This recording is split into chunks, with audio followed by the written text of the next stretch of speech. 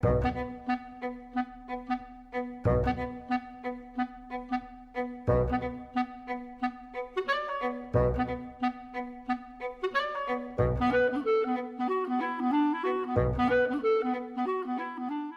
le cadre du deuxième festival Normandie impressionniste, le musée de Louviers présente une exposition intitulée « Paysages d'eau, œuvres impressionnistes de la première heure ».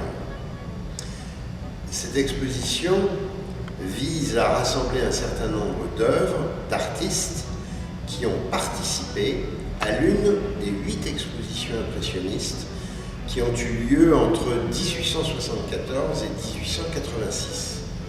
Les œuvres que l'on a rassemblées pour cette exposition, si elles datent pour la plupart de cette période, n'ont pas été nécessairement exposées lors de ces manifestations.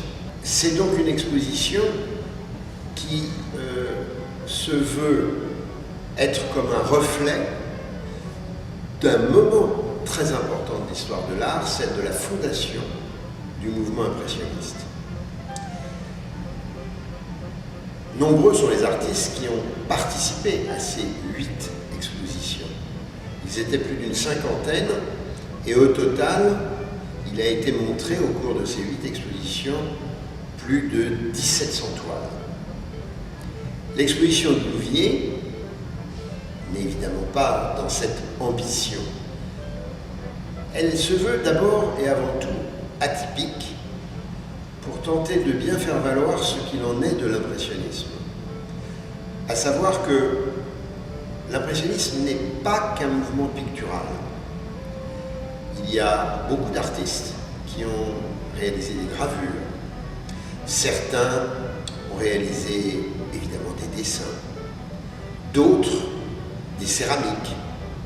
Et c'est un peu cet ensemble très différent de nature que nous avons souhaité ici rassembler. Certaines œuvres, en revanche, sont un peu antidatées par rapport à cette période stricte de l'impressionniste, 1874-1886, ou aussi post-datées. Il me semble que l'intérêt de l'exposition réside essentiellement dans le fait de montrer aussi des œuvres que l'on n'a pas l'habitude de découvrir, parce que ce sont des œuvres qui ne sont pas de premier plan, au sens où, bien entendu, il est difficile d'imaginer de pouvoir présenter ici Impression Soleil Levant de Monet. Mais en revanche, ce qui est intéressant, c'est justement de découvrir cette aventure de l'impressionnisme à travers des œuvres de toute semblable qualité, mais beaucoup moins repérées, parfois même jamais vues. C'est le cas, je dirais, de l'œuvre emblématique de cette exposition, qui est une toile de Claude Monet, datée de 1887, et qui figure Blanche Monet peignant au bord de l'eau avec Suzanne à ses côtés. Cette œuvre, elle est doublement emblématique de l'exposition de Louviers. Tout d'abord parce qu'elle fait le lien, dans le cadre du festival Normandie impressionniste, avec l'exposition qui avait été présentée ici il y a 3 ans et qui était consacrée exclusivement à Blanche Hochdé Monet, un destin impressionniste. Et puis aussi parce que ce tableau, qui est issu d'une collection privée, n'a jamais encore été montré au regard du public. C'est donc une première. C'est assez étonnant, on l'accordera, de pouvoir encore découvrir des tableaux de Monet que l'on ne connaît pas du tout. Ce tableau, il est d'autant plus intéressant qu'il représente donc la belle-fille de Claude Monet en train de peindre, et dans sa composition, le peintre a aménagé le bord de la rivière où elle se trouve Il y a un jeu donc de reflets qui est parfaitement réussi. On est donc bien dans cette thématique du paysage d'eau. Il me semble important de préciser que ce titre, il a été directement emprunté à une exposition que Claude Monet réalise en 1909, qui est la seule exposition exclusivement réservée aux nymphéas qu'il réalise de son vivant, et qui s'appelait précisément Paysage d'eau, série des nymphéas. Et c'est à l'appui donc de ce titre que nous avons rassemblé un certain nombre de tableaux sur ce thème du paysage d'eau. Le paysage d'eau, il est en effet caractéristique de l'esthétique impressionniste, par le jeu des reflets, bien sûr, mais aussi par tout ce que ce thème induit d'une activité humaine, qu'elle soit de loisirs, de promenade, qu'elle soit potentiellement de labeur, le travail qui peut se faire dans un rapport à l'eau, aussi par rapport évidemment à toutes les problématiques de climatologie. C'est un thème qui est particulièrement présent dans l'univers impressionniste quand on en parcourt l'inventaire, et il est ici traité donc par des artistes qui sont des artistes parfois évidemment repérés, qu'il s'agisse encore une fois de Monet, qu'il s'agisse de Renoir, qu'il s'agisse de Sisley, qu'il s'agisse de Degas, qu'il s'agisse de Boudin, qu'il s'agisse de Henri Rouart, mais aussi justement par toute une quantité d'artistes que l'on qualifie souvent de petits maîtres, avec parfois une connotation un peu minorante, alors qu'il s'agit d'artistes qui ont fait de vraies carrières tout à fait fortes, reconnues dans leur époque et toujours présentes au regard, comme Adolphe Kals, Isidore Bureau,